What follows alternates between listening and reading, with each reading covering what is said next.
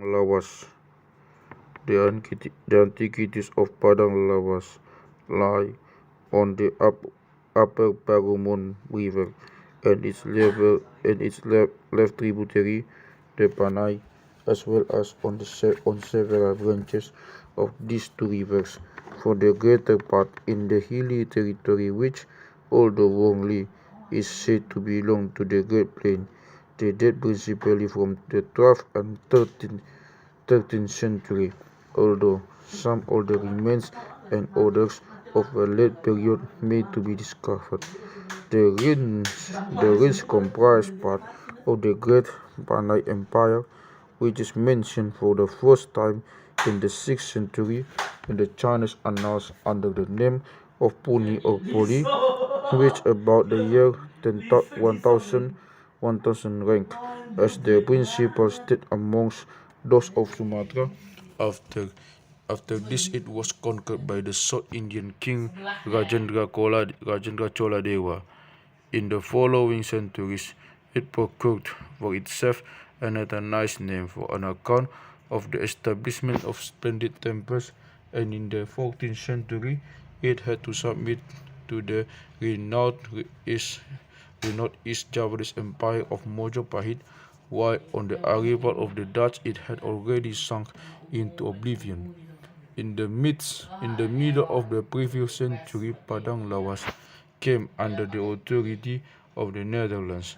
The governor of the Dutch Indies ordered Frans Junghun, the famous geologist, to explore this region. Junghun deserves the honor of being the first to have pointed out of the Hindu antiquities to be found in these parts, 1846. Although, in remarking on this, he confined himself to a few lines only, and the report by the explorer von Rosenberg, published 10 years later, was very summary.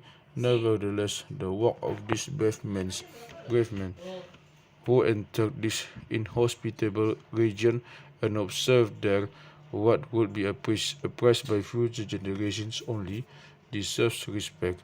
Thereafter, little notice of all this was taken until Dr. P.V. van Steinenkalnfels in 1920 traveled through Padang Lawas and immediately recognized the importance of it to science.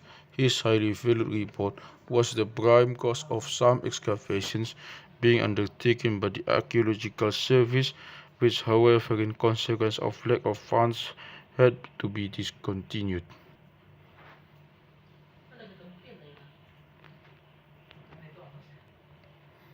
Thus did the author of this book find matters when in June 1935 he entered Padang Lawas.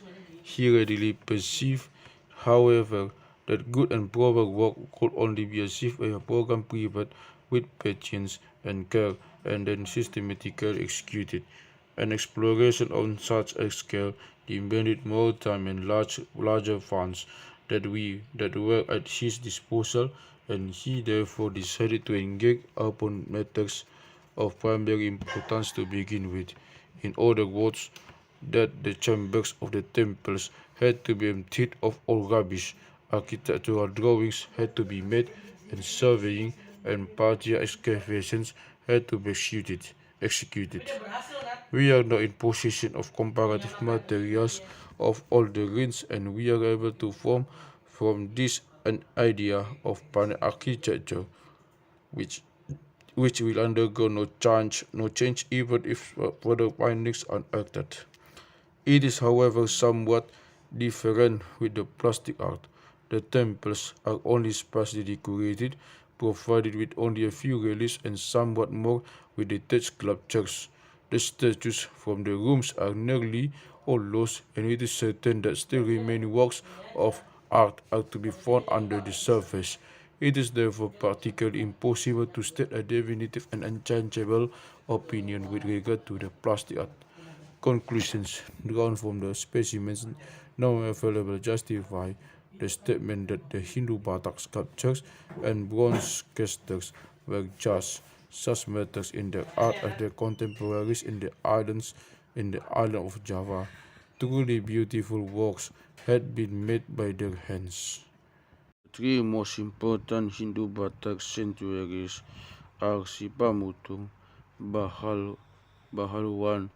To distinguish this from the two smaller temples at Bahal and Sankilon, they are situated on two terraces, the lower one of the first of, and the uppermost one of the second. Above this, on a separate base, rests the square main part of the temple with the roof. The roof of Pamutung and Sankilon are square and rest in amphitheatrical style.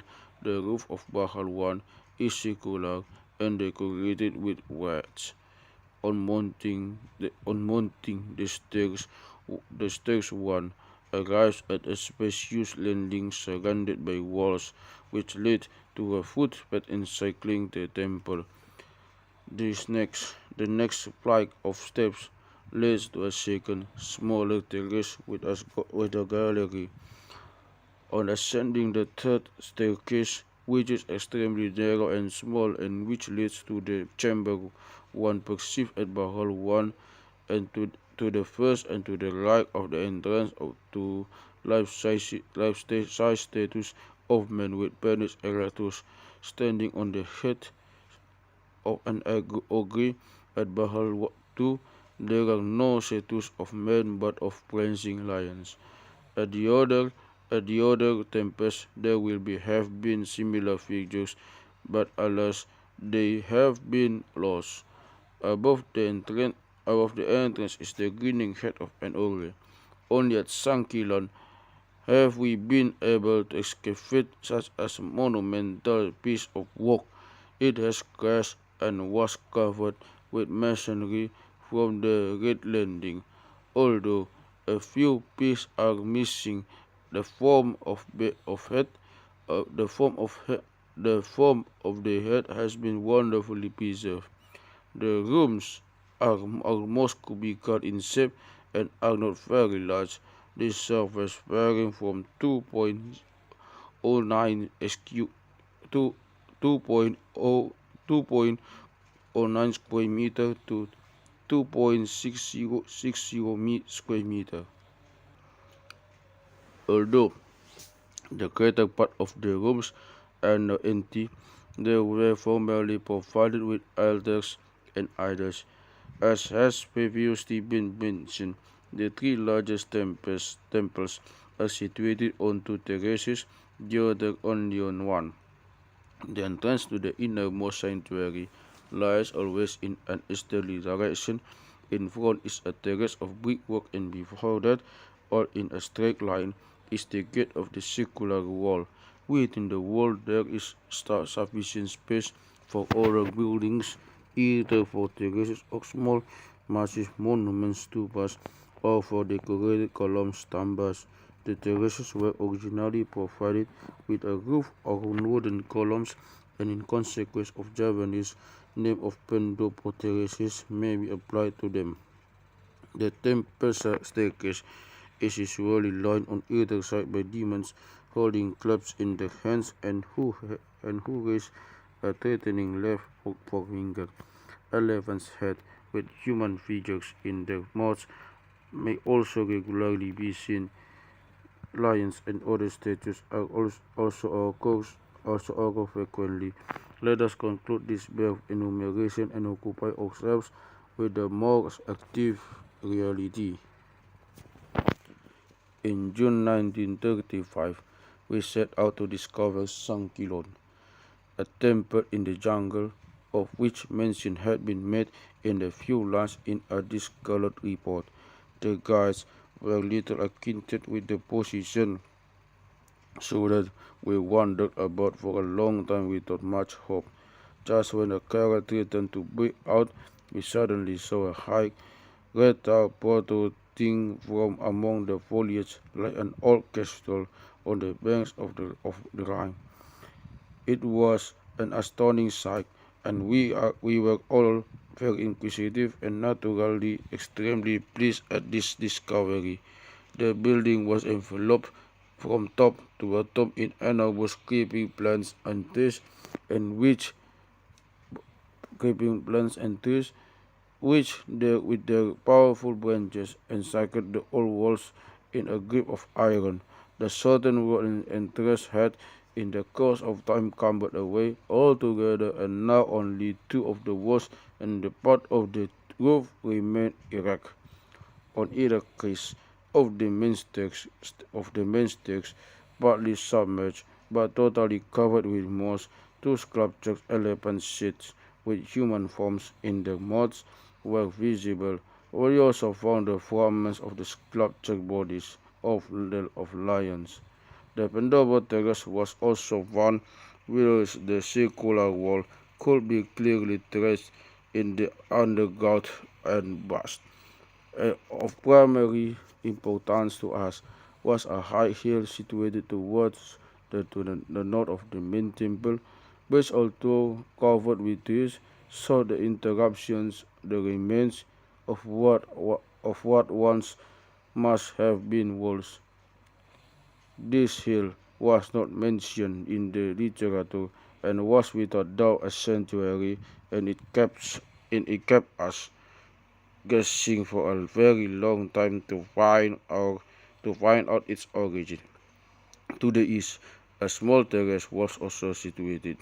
In the afternoon, I commenced to clear away the rubbish from the room of the main temple. Here we had great expectations of finding the idol statue amongst the debris, but we struck a square with stone, which we turned with a greatest care. Suddenly, one of the coolies pulled out of the rubbish a black object, a plate of gold with drawings and inscription. In great suspense, we continued to dig, and at first we found some scraps of bronze, and then a small bronze urn. That night, alone in my tent, I cleaned the plate and perceived in the middle a square with Vajra's flash of lightning, which are of very great importance in the Buddhist sorcery. The first great secret, the religion of Sankilon, was thus disclosed. The second date could be ascertained doubtless by deciphering the lines of the inscription. Later examinations revealed that the characters date from 12th century, and that in Sankilon a Yamari idol was worshipped. The god Yamari is one of the most demoniac phenomena in Buddhism. He has three faces, 24 eyes, and wears a string of human skulls around his neck. Sankilon was the center of horrible demonology. Later proofs were discovered at other places in Padang Lawas too. A further exploration of the temple led us to ascend to the roof and to excavate the foundations, where bands with beautiful spirals depicting leaves came to light. We especially endeavored to make a profile drawing of the original building. It is essential for the study it is essential for the study of architecture to possess profile drawings of all these ruins. The making of such a profile under the burning sun is a work that has to be executed with great patience. This can naturally not be left to coolies, as very often parts of the cornice are missing, and other parts of the temple are thorough investigation is necessary in order to find out if the missing pieces are still in shape elsewhere. Some errors are therefore inevitable. The edges of the galleries are nearly all broken off or have slowly crumbled away. Consequently, an accurate statement of width and is impossible. It is also very difficult to find out if all the galleries were provided with balustrades. A point of uncertainty is often the transition of the body of the temple to the roof. This transition has very often crumbled or is very covered with rubbish. The cleaning of the roof demands much valuable time and requires expensive scaffolding, so we were forced by necessity to abandon the attempts. The mysterious hill in the north at Sankilon has excavated only on my second expedition in September, and there I found a complete temple with a terrace and a room. An altar occupied the entire wall of this room, but no traces of idols were found. If the, on the occasion of the second visit, the forest had to a considerable extent been cleared and consequent investigations and explorations were more simplified than on the previous occasion. 100 meters to the east of the temple site, runs the river Sankilon, a right tributary of the Barumon River. Every day, when the sun stood at the zenith, we sprang from the high bank into the water, and thus we drove away the weak influences of magic, which without doubt still radiated from the sanctuary of the demons. From Sankilon, we wended our way to the north to the confluence of the Pani and the Baromon rivers, where the Pamutung, the principal sanctuary of Tapanul, is situated. With great expectancy, we anticipated the outcome of this exploration, for the religion of this temple must have been the most influential in the country. We immediately fell under the mystic spell of this former group of buildings, where the alang-alang and numerous other plants have been allowed to grow in the bed profusely for centuries. Here and there ghostly faces gazed at us from among the foliage, the heads of elephants, of demons, and the grinning faces of lions. Full of hope we set to work. As our matched in the soil, we remarked a handed work piece of stone, which immediately drew attention. With great care, we excavated our vine, which proved to be a beautiful topish with eight standing lions, each pair of bodies converging into a single head. Yet here deserves mention that in the plastic art of Sumatra, the form of lions are often used as ornamental crown of the roof. Our interest was therefore now fixed on the roof of the temple. See sketch on P108. A big ladder was put up and armed with choppers we climbed up. Aloft we chopped the trees and shrubs away, and then made a remarkable discovery. The roof consisted of two square stories, one above the other, which were surrounded by little stupas. Whereas the stupa is an ornament of specific Buddhist origin, the religion of Pamutung as well as the greater part of Padang Lawas has thus been elucidated. Probably in times long past, a third story would have been found upon the other two, a headstupa crowned with a parasol of stone. This heavy parasol had fallen somewhere in the rear of the temple. The stupa probably rested on the bases of lions already mentioned, and this second on the last lotus platform. The author will not easily forget to survey of the roof, creeping cautiously along the huge cornice of approximately 11 meters, clinging sometimes to a single branch for support, taking measures and making noise with great pains. He was in rather dangerous position. In the center of the roof is a narrow aperture. For what purpose did the mysterious aperture serve in former days? Apparently for a relic, a plate of gold with an inscription, or for something similar. For the roof, a beautiful view is afforded of the whole plain, which is surrounded by a rampart built of earth. Large herds of buffaloes graze in the brilliant sunshine of the afternoon, and even in the distance their small wooden bells are audible. To the north of the principal temple is a terrace made of natural stone, a peculiarity because the temples in Padang Lawas are nearly without exception built of brick.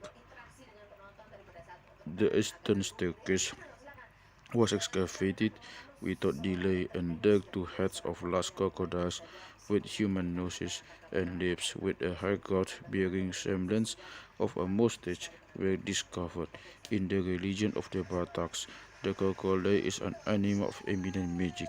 It is purported to give the power to see into the past and into the present, to reveal the mysteries of the hereafter, and to govern the rain and the wind. It is therefore clear that the Hindus of Pamutung must have intentionally placed the crocodile along the sides of the stairs of the sanctuary. The faithful cult, before climbing up to the terrace, first of all asked for aid for these magic images. To the south of the main temple is a remarkable small building, the destination of which is not entirely clear. An octangular top building is visible, which formerly was ornamented with a set of small turrets and decorated with a stone walk of the heads of lions and snakes. The fragments excavated near this building may have belonged partly to the principal temple. No certainty is to be derived on this score. At this sanctuary, an important discovery was made. After one lotus question, two pedestals of demons, one beautifully formed head, as well as other pieces had come to light. The spade suddenly revealed the finely molded upper torso of a woman with the hands folded in worship, surrounded by a border of lamps and provided with necklace, bracelets, large egg drops, and a crown. The eyes are wide open and from under the lip two covered tongues protrude. No doubt we have here an image of the royal fortress of the sanctuary before us, the beautiful Queen of Pani, who had her own image executed in diamond form as a proof that she belonged to the sect of the Bairawas.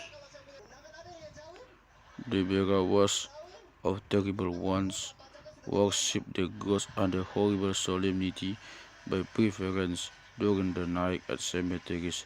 At these orgies, they dedicated to the gods piles of human corpses in high flaming fires. The stronger the smell of the burning corpses grew, the greater pleased them, because this stench, which in the inscriptions is compared with the smell of 10,000 flowers, brought salvation from the spell of generation. Usually the ceremony, which was a symbol of destruction of the earthly bonds, commenced a few hours after nightfall. The living victims destined for sacrifice were laid down in a divinely determined attitude, which can well be seen in the drawings, resting on the back, the feet were folded under the body, the hands tied up, and the head bent backwards, the chest thus being fully expanded. Then the priest would approach, and quickly inserting a large knife in the belly of the victim, he would put it awash with a jack so that the whole body was ripped open up to the lower ribs. The victim would mostly die after a few minutes in violent pains. The priest would then place himself upon the confusing body, cut away the head, fill a skull with blood, and empty it at a draught several times in succession. If by drinking this, if by drinking this incomparable beverage, this superior wine, he gradually entered into a state of inebriation, then he would light the fire and would sink into deep meditation. Towards midnight, he would fall into an ecstasy, which is considered the highest purpose the Bhairavas. Then he would jump up and start dancing wildly in circles in the light of the flames, swinging a rattle made from the bones of a dead man, and ejaculating frantic laughter at all the while. The more this heretical laughter grew, the more pleasure it was thought to afford the gods. Usually, this horrible ceremony terminated in the company of women. It is not difficult to recognize in such rites the influence of Batak religion. Before the arrival of Europeans, Before the arrival of the Europeans, cannibalism was quite among the Bataks. Anybody who, like us, is intimately acquainted with the country and the people of North Sumatra must necessarily know what an extraordinary important sorcery, incantations, etc., still play in the lives of the population there. Finding the demonic image of the woman of Pamutung is sufficient proof too that this greatest sanctuary of Padang Lawas was dedicated to a horrible Buddhist demon. This is for the history of Sumatra of vital importance and the interest because it pertains to the mighty and art-loving princes of Panay, who for many centuries occupied all the positions of importance in this region and suffered their influence to radiate over great parts of the archipelago and the surrounding countries. It may be taken for granted that the great demonolatry of Java in the 13th and 14th century and that of Minangkabau in about the same period were influenced and promoted by the prominent barbarian Buddhism of Tapanuli. It may even be assumed that indications testifying this are contained in the name of Sipamutung, the tempestuous Srimada, clearly denoting the demonic character of this temple. In 1930, the fact was established that the Bhairava worship flourished in Padang Lawas, but this was only supported at the time by an image from a small temple, which cannot be regarded as sufficient proof that the principal sanctuaries of the group of the country were exclusively consecrated to this form of worship. The above-mentioned image is remarkable enough to warrant a description of it. The pedestal is formed by a rectangular plate on which is an oval double lotus cushion, and upon which there rests the corpse of a man on his back with a god dancing upon him. In his right hand he holds a vajra, symbol of the lightning, and in the left hand, which is placed in front of the chest, he holds a skull-like bowl. With his left forearm he clutches a staff, pressing it against his body. The staff is broken at the top and has 40 quarters of the length, and a streamer hanging from it. Flames emerge from his headdress. Around the neck he wears a string of human skulls. It depicts Heruka, whom the Sanskrit text describes as follows. Whom the Sanskrit text describes as follows. One must imagine him standing on a corpse, covered in the skin strip from a human being, besmirched, besmirched with ashes. In his right hand a glittering flash of lightning, in his left hand the skull staff provided with a dangling streamer, and a skull ball filled with blood. His bundle is decorated with 50 human heads. Owing to tax, his jaws appear drawn, while a leer shines from his blood-sticked eyes. His reddish hair stands on end. Aksobya, the Buddha of the East, sits in the crown and rings are in the ears. He is attired with ornaments made from human bones, and the head rests with 5 skulls presenting the Buddha-ship, and by virtue of his mercy granting protection against the demons of the world. If Heruka is mentioned in literature, it is usually as the god of the wizards, who is called upon by distressed priests to comfort or to annihilate the unfaithful. What a violent power radiates from the diabolical god may be evidenced by an ancient narrative, which is said to have originated in Tibet, which narrates of a king who had been solemnly informed that should he break his promise and regard the fell image of Heruka, he would vomit blood, and this would result in his death. To sketch more clearly the sphere in which Heruka reigned, the following quotation from an ancient Javanese manuscript is certainly useful, as in it the terrors of battlefield as described as the most fitting surroundings for the descent of the Lord of Buddhas. It is the reason why a Buddhist bestirks himself to be virtuous in heart. He does not desire to indulge in human flesh, neither does he feel an inclination to satiate himself with food and pleasure. To procure insight is his aim, so that he may be obtained power over death and life, and this is the true purpose of his meditation. In such a state, he becomes at one with the Lord of Buddhas, the summit of independence. His method his methods vary, e.g., he uses a dried leaf as a sunset during his unshaken devotion. Stinking blood pours over his head and trickles onto his chest, and thrusts twist themselves around his body. Innumerable green flies sit on his waist and creep into his eyes, but his heart is not allowed to strain in the efforts to make the god Heruka descend into him. However, let us return to Sipamutung. After further excavations carried on this site, we decided upon a visit to the sanctuary of Sijoreng Belanga, which is situated at a few hours' distance to the south, and which enjoyed only a cursory mention in the available literature. At that time, we could not possibly so much the important archaeological and artistical surprises that were in store for us there.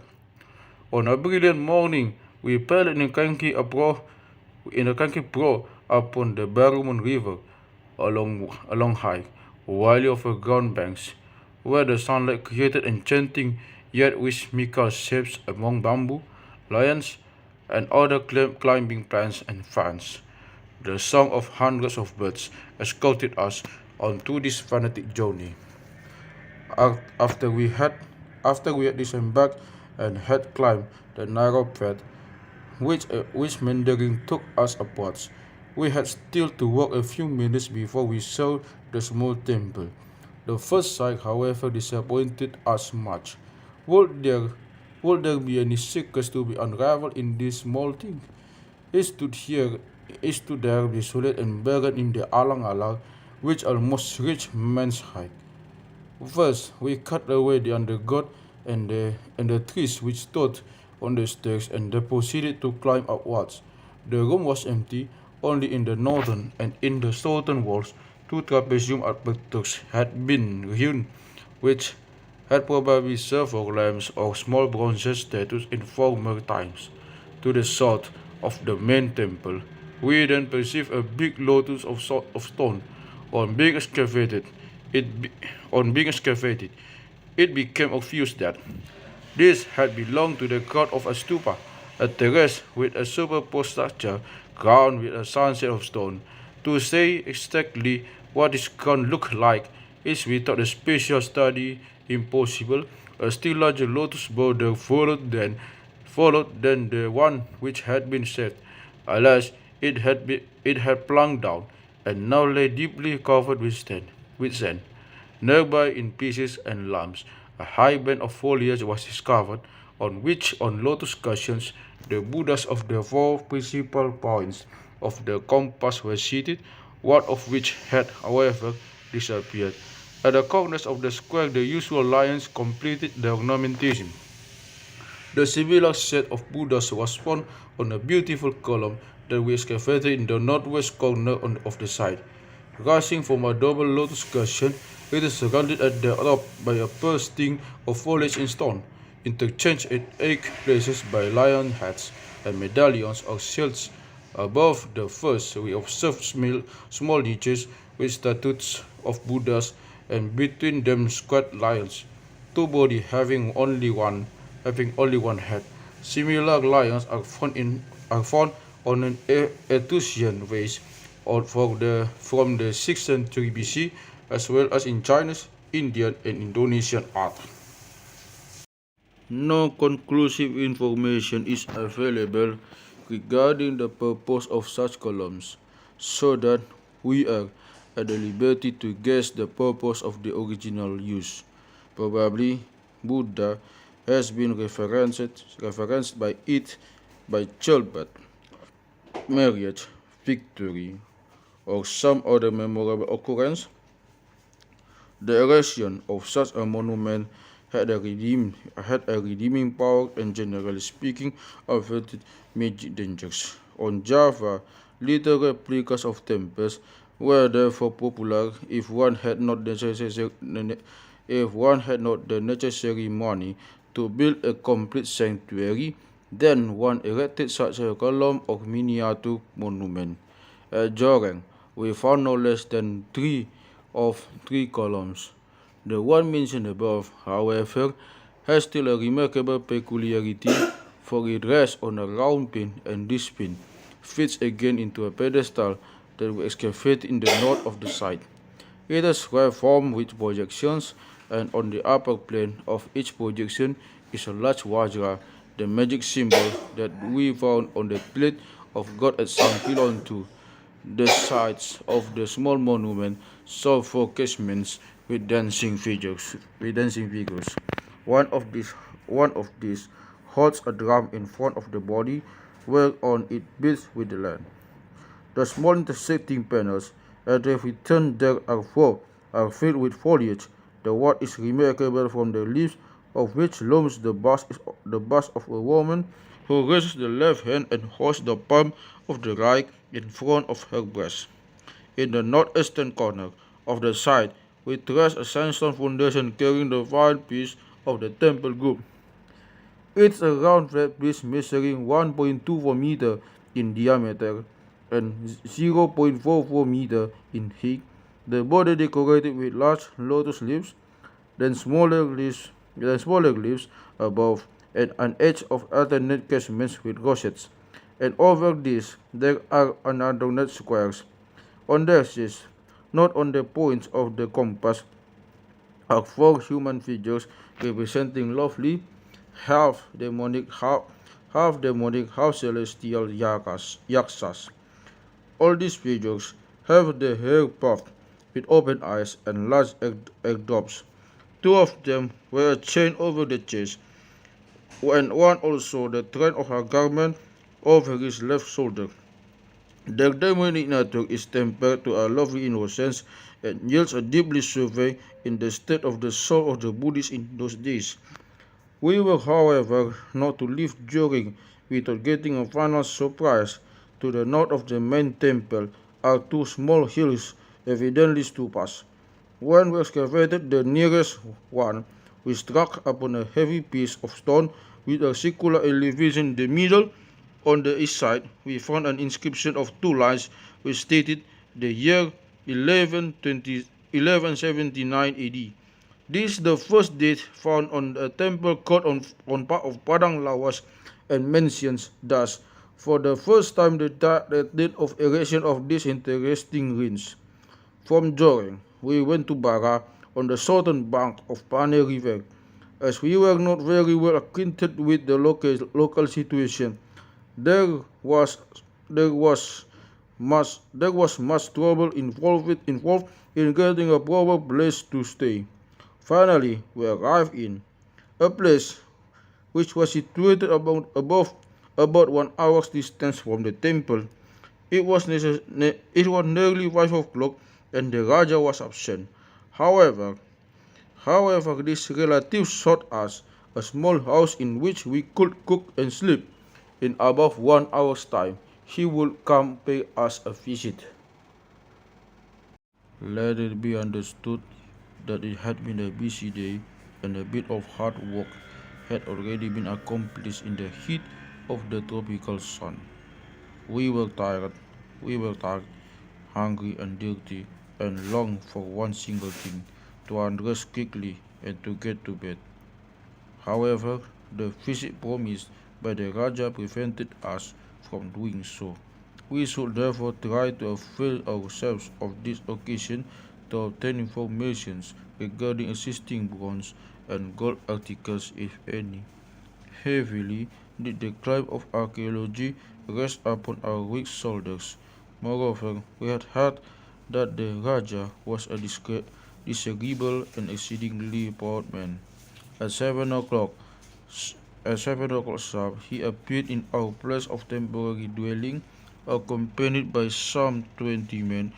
The whole room was filled with them, whereas still many thronged outside who would not miss one word of the discourse.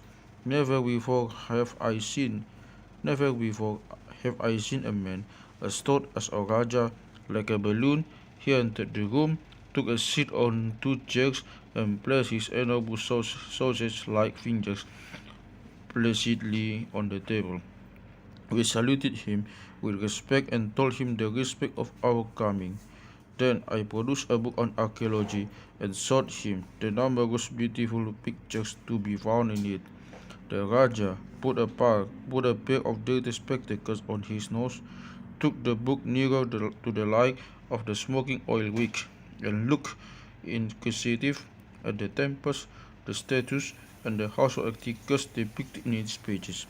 Especially the articles made of gold drew his attention, and he asked if it was true that the Queen of the Netherlands, Sri Paduka Baginda Maharaja Wilhelmina, always walked about with a crown of gold on her head, and if 8 pages was really necessary to pick up all the diamonds which by each stride fell from Her Majesty's dress. If I could fortunately assure him that this was perfectly true, and ask him if sometimes small tattoos of gold were found in his territory, statues of gold indeed that had happened now and then in previous times, his grandfather had such things melted down and had a watch chain made of the metal. Naturally, we cursed his grandfather in our minds. I was astonished by the sarcastic tone which the Raja assumed in our company as soon as archaeological matters were mentioned. Was it imagination, or did he really want to make us ridiculous? Probably the weariness of the day had made us more sensitive than was customary. At all events, it incited us when the Raja shrugged his shoulders and with a sarcastic smile glanced round as if to find out whether anybody believed in the worst of the blunder, who asserted that a few weeks ago he had found a plate of gold with an inscription in the temple chamber of Sankilon. I was then so imprudent to take the plate of, out of my pocket and to place it on the table. There was a mortal silence. The sausage-like fingers of the Raja seized the precious article. He inspected very closely and all of a sudden doubled it over in the middle. The blood congealed in my veins. As quick as lightning, I tore it out of his hands and let it drop into my pocket again. From the moment we became enemies, I did not show it, but he must have felt it. Under an appearance of kindness, he opposed us, refused to lend coolies, and declared not to be in possession of a boat to ferry us across the Pane. Fortunately, we had the secret cooperation of some chiefs and of a great number of the population, so that the excavation met with no impediment. The first day was spent measuring the temple. The base was excavated only as deep as was necessary for making a definition of the profile. Examination of the site was not undertaken. When we returned to Bara, the Raja inquired ironically whether we had found any precious articles, and after a negative reply, he made a few comments bearing on unfortunate treasure hunters. The second day, I resolved to dig a trench across the whole temple site. The coolies had not yet dug 2 minutes when their patrols produced a clicking sound by striking a hard article. Something of a green shade sparkled in the sunlight, and kneeling down, I saw that it was made of worms. Carefully, I loosened the surrounding earth with a large hunting knife and lifted the mysterious article from the earth. In front of us then lay one of the finest bronze ornaments that have ever been found in Sumatra, the nimbus, a sitting statue. out of the mouths of two elephants with tail like those of a fish across a flaming border, which terminated at the apex in the grinning ogre of the Borobudur type. Beneath this head, two small elephants' head and profile were visible. The center of the shield consisted of an open lotus, set off inside of with a border work of pearls. The whole work revealed an express South Indian influence. Naturally, the spots where this treasure had laid hidden was promptly inspected, and we had the satisfaction to excavate a great number of bronze fragments of lamps, vessels, chains, etc. Moreover, we found a beautifully sculptured demon head and sculptured lions. In short, the spoils were grand, and not till the late did we return homewards. A coolie carried on his back the grinning devil's head, and the setting sun threw a strong red light on the dismal face. When the moon came up, we reached the Panay, crossed the river, climbed up the high bank. When we arrived at the village, as some children saw the head, a great tumult arose. Windows and doors were thrown open. People stormed crying out of their hearts, pointing to this head. Dog howled, children bellowed, and the Raja, his seat being his only attire, came out to find out the cause of all this commotion. His head, his big beady eyes opened wide in amazement when he beheld the head. The sausage-like fingers ascended, perplexed in the moonlight. The baggy cheeks swelled, and a soft moaning sound escaped from his throat. Was it true after all? Had the Dato Batu, notwithstanding his predictions, had been favored by fortune? How was it possible? For a moment, the world stood still on its axis. Just for 1 second, the Raja was flabbergasted. Then suddenly he declared with great decisiveness, "That head belongs to me. You cannot take it." Now it was my turn to smile. I gave the order to take all the ornaments to our house, and for a little while I went into the village. When I returned, the beautiful plate of bronze had vanished. We were almost at our wits' end, shut off from in the inhabited world, in a jungle where only the word of the malignant Raja was law. It seemed to be impossible to get the precious ornament back. Certainly, I sent a query to the controller in Gunung Tua, and even then, at best, I could only expect to obtain a reply within a few days, and our provisions were not sufficient for such a long stay, and our plans too prevented me from doing so. Indeed, the longer we waited, the more opportunity the Raja had of allowing the plate to disappear. I felt my heart tightening with me. In my mind's eye, I saw a reproaching look at Dr. Bosch, the head of the archaeological service, would give me, and I could hear him say, "So inconsiderately do you handle the things I entrust to your care." Late night, an inspiration came to me. Secretly, I sent a trustworthy boy to the Raja's house, who, by the way, was expecting a child, and who had asked me the day before to let her have some medicine. I had so ran my errand to her, compassion on her, and would gladly help her. She longed to for a nice little boy. I submit.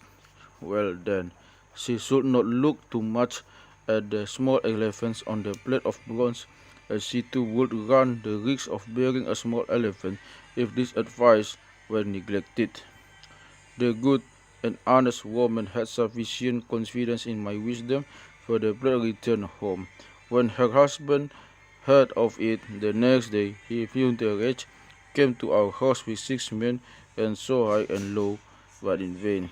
During the night, I had ordered a servant to carry the plate to the opposite bank, of the Pane River and to bury the treasure there under a heap of leaves. Invisible hands saw to it that in the course of the our rich good look to safely. Today it may be admired in all its glory amongst the collection of bronzes in the museum at Batavia. Something else remains to be related. The chamber of the temple was filled with rubbish, and we were more than inquisitive to know whether anything was to be found there. We had already a number of hard days behind us, and the clearing of the room in the red-hot heat of the sun in clouds of dust had acted detrimentally upon our frayed nerves, and we could hardly stand. I decided therefore to discontinue the walk. We were not far now from the bottom now, but it was very improbable that under the thin layer of rubbish an article of any importance could come to light. Later on, in Palembang, I had my doubts about this. Had we employed our best efforts in our investigations, was it not possible that under the last layer of stones there rested still fragments of an idol? In September, I arrived in Padang Lawas for the second time, and I then decided to try my luck again at Bara's ancient sanctuary. This was not so easy, as the Pane River had risen very high, and carried in its wave current so many branches and trees that to cross this river was not void of danger. The opposite bank appeared moreover to be transformed into a mud pool through which one had to wade knee deep. But when we saw the walls of the sanctuary fresh and red in the morning sun, bordered by low trees and shrubs, all our troubles and cares were soon forgotten, and we immediately set to work full of renewed hope. And behold, we had half an hour later, we had excavated an altar in front of this was born the beautiful pedestal of a statue, decorated with lotus rosettes and spirals, and provided with a robust next head through which the sacrificial water flowed away by means of the moat. Although the artistical value of it was not trifling, still greater was it still greater was its historical worth. Pedestals which next belonged only to Shiitic temples, Bara was also a Shiitic sanctuary, the only one of the preponderant Buddhist Padang Lawas. To the east of Bara, we met an equally pleasant discovery, although of quite another kind. In the literature pertaining to the antiquities of Tapanuli, the following is to be found: Pulo remnants of temple with fragments of statues. Naturally, we inquired time and time again after this pulo, but nobody seemed to be able to tell us where it was situated. One day, however, a native casually mentioned that on a small hill small stones might be found. We immediately set out to the spot indicated, and indeed among the high grass we came across pieces of stones, but the appearance of these did not look encouraging. What prevented us from setting fire to shrubs and bushes? Nothing whatever, and sitting there ascend to the wood, a joyful crackle of flames soon sprang up all around us, and presently, after the elapse of half an hour, we felt the outlines of a heap of stones. The clearing away of debris followed quickly. A few replicas of sunsets in stone, which we found were proof that the sanctuary was Buddhist. The rubbish we found decorated pieces and moldings. The excavation did the rest. Pulo is built on a mound supported with stones. There is no room for an enclosing wall. Only on the north is a little space left. On this side, other than in the path to the road stairs. In the northwest corner of the temple stands a small building of natural stone. The temple proper was formerly a threefold stupa in the center, and on each side of which stood a tower. The excavations yielded more than 15 parasols. The decoration of these towers consisted of strings of pearls which poured forth from the mouths of overheads. Between these there were bells, wheels now and then soaring celestial bodies with flying fans with discernible. In addition, around the stupas were numerous small towers. The base was formally decorated with 11 reliefs, of which I found I found five more or less. I found five more or less complete. Of one only the head of the arm and the arm. Of the five others only remnants of arms and legs, which had lost all value for science. They depict the dancing figures of an elephant, bull, a monk with skulls as ear ornaments, a demon, and a man with raised leg. Although Buddhist in nature, they originated from Siwadi theology, which creates the world in divine place. If one knows how very scarce the reliefs of Padang Lawas are, one will understand how glad we were with this find. We determined to take these panels to the museum at Batavia so that other people too could enjoy the sight of them. The great question was how we should transport the very fragile and brittle stone ornaments wrapped up in cloths and in bedding. They were carried with great tenderness and care, and we transported the reliefs safely to the brush. Once we arrived in the inhabited world, they were packed, they were packed in cases and forwarded by steamer to Batavia. Every archaeologist feels a certain satisfaction when his finds have been placed in the care of a museum, but others, some disappointment too, with regard to the surroundings in which they are found to have been placed. A museum, however tastefully it may be arranged, is much like a carnival house. The brilliancy and the romance of the original surroundings are gone. Nobody knows how much fear or joy the explorer felt when he discovered these treasures. In our mind's eye arises the hill of Pulo again in the white and quivering sunlight. We again witness the great emotion of the first relief to the boy of a sudden late at our feet. We see again the large herd of buffaloes riding with thundering hoofs along the bank of the Padre River, the heads erect and sniffing in a mysterious odor.